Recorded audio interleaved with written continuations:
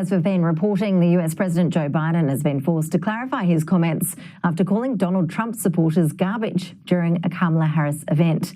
Joining us live now is Professor of Political Science at Cyprus College, Peter Matthews. Peter, appreciate you joining us. Thanks so much. What do you think? Could this sort of comment have a real impact just a week out from polling day? Well, first of all, it was not a good thing to say, but it was in response to the Trump rally in Madison Square Gardens, where one of the leading speakers said that Puerto Rico, or the island of Puerto Rico, is a garbage dump. Used the word garbage there, and so Biden was reacting to that. It's not good to have this kind of language in a political campaign because you're trying to get to the truth of matters, to issues and the discussion of values, and that distracts. These kind of language distract from it. And so I think it'll have an effect also on the Puerto Rican American voters in Pennsylvania. There are about 400,000 people that live there, Puerto Rican Americans, and 320,000 are registered voters. That's a lot of voters that could swing the election one way or the other. They're very important swing states. That could hurt President Trump's campaign unless he disavows this completely and comes out himself and disavows it.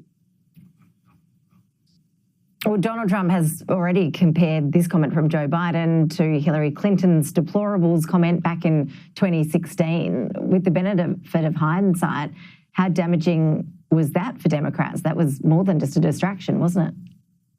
It was very damaging. In fact, Hillary Clinton herself admitted that could have cost her the election. That could be the one factor that cost her the election when she said half of the Trump supporters were basket of deplorables. That's a horrible thing to say about any human beings. And it really hurt Hillary Clinton's chances of winning. And you'd think that people would learn from that. You know, both sides would learn from that experience of Clinton's to not repeat these same mistakes again.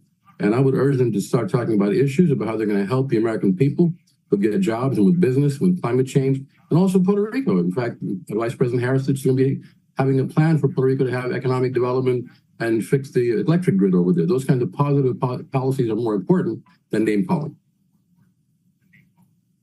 So, Peter, what is your analysis of where things stand? Just 7 days to go. Just how tight is it going to be? Extremely tight, more tight than it can be imagined, because there are just 7 states, which includes Pennsylvania, by the way, and in which the election will be decided as swing voter states. States that could go either way, and they're deadlocked. The whole country is deadlocked right now in an even poll, where it's about 47% for each of them, maybe ending up to 48% for each of them.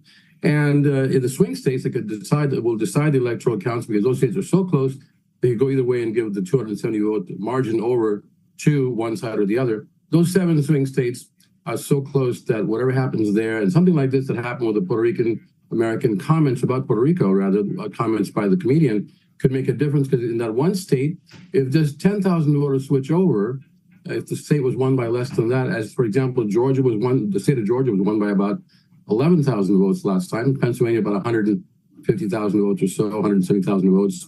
If those votes switch, then one side will get enough electoral votes of 270 to win the actual election.